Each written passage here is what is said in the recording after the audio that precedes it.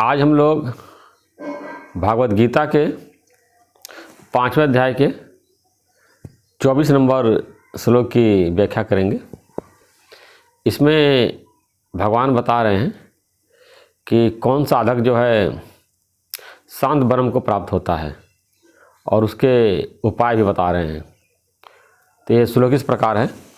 जो पुरुष अंतरात्मा में ही सुख वाला है, आत्मा में ही रमण करने वाला है तथा जो आत्मा में ही ज्ञान वाला है, वह सच्चिदानंद घन पर ब्रह्म परमात्मा के साथ एक ही भाव को प्राप्त सांख्य योगी शांत ब्रह्म को प्राप्त होता है। बताया कि जो पुरुष अंतरात्मा में ही सुख वाला है, यानी कि जो पुरुष जो है या साधक या व्यक्ति या ज्ञानी आत्मा में ही सुख वाला है, आत्मा में ही सुख मानता है और आत्मा के सुख में ही वो संतुष्ट है। वो इंद्रियों के सुख प्राप्त करने के लिए वो प्रयत्न नहीं करता है, वो अपने आत्मा में ही संतुष्ट रहता है, वो परमात्मा को प्राप्त होता है और आत्मा में ही रमण करने वाला है और हमेशा अपने आत्मा में स्थित रहता है। अपने को बॉडी नहीं मानता है और सामने वाले को भी बॉडी नहीं मानता है, अपने को आत्मा समझता है, अनुभव करता उसमें स्थित भी है और सामने वाले को भी आत्मा करके देखता है कि वो आत्मा है, लेकिन अपने स्वरूप को भूल जाने के कारण वो देह मान रहा, देह भाव आ गया है, जिसके कारण वो दुखी सुखी हो रहा है। उसके दुखी सुखी होने का एकमात्र कारण जो है देहाभिमान है, जो प्रकृति से देह से अपना संबंध मान लिया है। तथा जो आत्मा में ही ज्ञान वाला है, यानी कि वो आत्मा के ज्ञान से ही वो संतुष्ट है और आत्मा को भली बात जानता है। संसार की जितनी विद्याएं हैं वो हमको अपने स्वरूप में स्थित नहीं कर सकती हैं। एक आत्मज्ञान ही है जो हमको परमात्मा से मिला सकती है, परमात्मा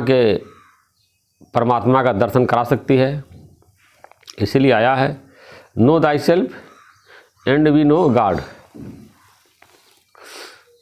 अपने को जानते ही हम परमात्मा को जान जाते हैं। जब तक अपने को नहीं जानते हैं तो हम परमात्मा को भी नहीं जान पाते हैं। वह सच्चिदानंद घन पर ब्रह्म परमात्मा के साथ एक ही भाव को प्राप्त सांख्य योगी शांत ब्रह्म को प्राप्त होता है। बताया सच्चिदानंद घन परमात्मा है, उससे एक ही भाव को प्राप्त कर लिया है, यानी उससे मिलकर के एक हो गया है। वो जानता है कि जो परमात्मा है, मूल कारण परमात्मा है, वो और मैं दोनों एक ही हूँ। मेरे में परमात्मा में तो दृष्टि से कोई भेद नहीं है। इसीलिए शास्त्रों में आया है अयम आत्मा ब्रह्म, यह आत्मा ही ब्रह्म है। इस प्रकार जब अपने आत्मा को जानते हैं तो परमात्मा को ही जान लेते हैं।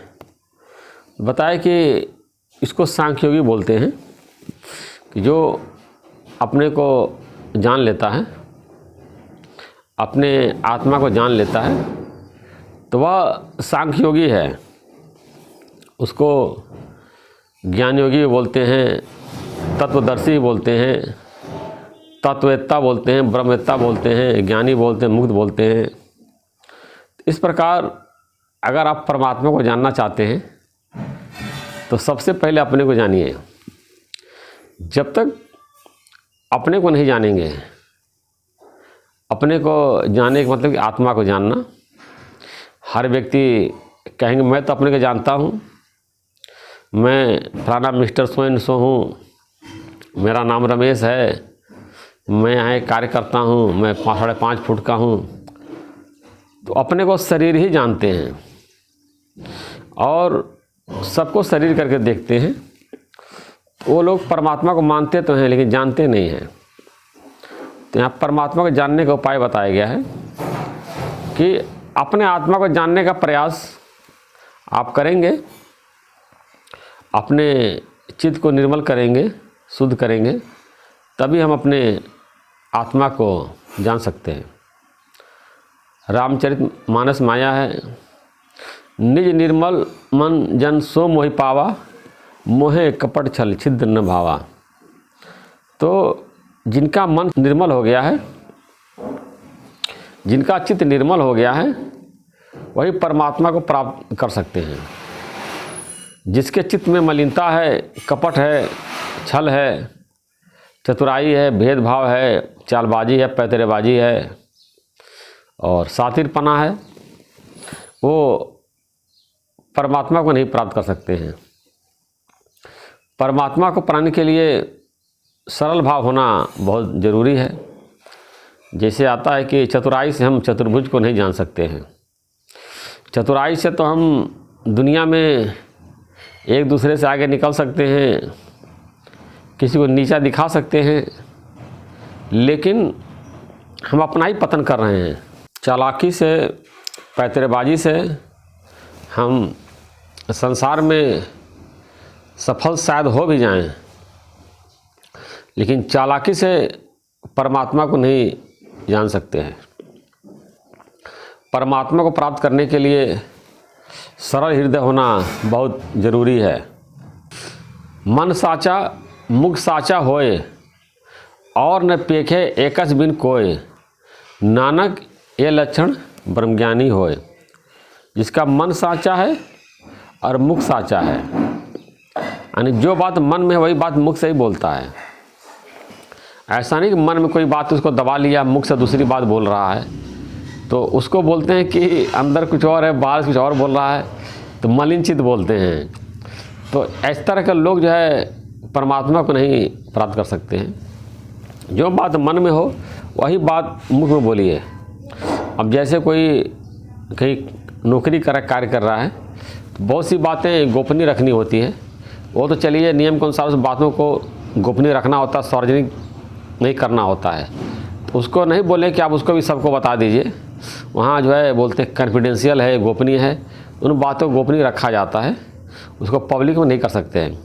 बाकी ऐसा नहीं कि मन में कोई और बात धरे हैं, मुँह से कोई और बोल रहे हैं और सातिरपना और पैतरेबाजी और चालबाजी कर रहे हैं, तो ये जो है हमको बहुत दुखी करता है। ये हमको तनाव में डालता है और ब्लड प्रेशर जो होता बढ़ने का कारण, डायबिटीज़ बढ़ने का कारण जो है यही है। बहुत सी बातों को मन में दबाए रहते हैं और अगले को बताते नहीं हैं, और हमको वो निगेटिव बात जो दुखी करता रहता है।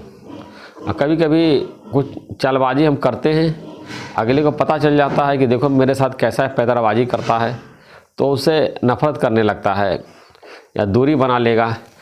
अगर वो अच्छा इंसान नहीं है तो भी बदला लेने की कोशिश करता है और भी उसके खिलाफ पैतरेबाजी शुरू कर देता है। तो आपने चालबाजी, पैतरेबाजी और सातिरपना शुरू किया, तो एक प्रकार से आपने समाज में इसको बढ़ावा दिया, क्योंकि आपकी हरकतों को देख करके अगला भी वही करने लगता है कि देखो अगर ये कर सकता तो मैं भी कर सकता हूँ।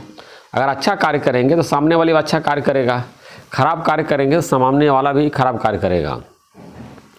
तो समाज में निगेटिव विचारधारा बढ़ाने में आप योगदान कर रहे हैं और परमात्मा से बहुत दूर होते चले जाते हैं और अपने को दुखी, चिंताग्रस्त, परेशान कर लेते हैं और सामने वाले को भी परेशान करते हैं।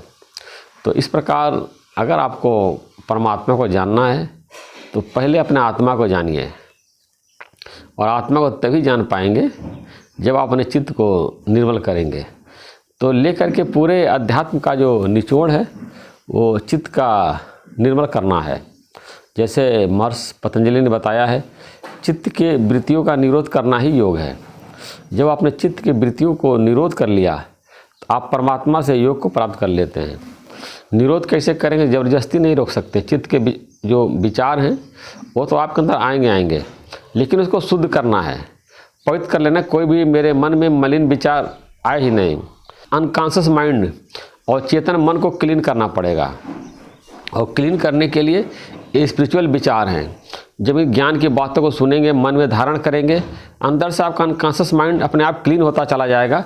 और जब आपका माइंड क्लीन हो जाएगा तो मन में विचार भी अच्छे आएंगे, और जब विचार अच्छे आएंगे तो कर्म भी अच्छे आएंगे, और एक दिन धीरे धीरे आप जो है परमात्मा को भी प्राप्त कर लेंगे।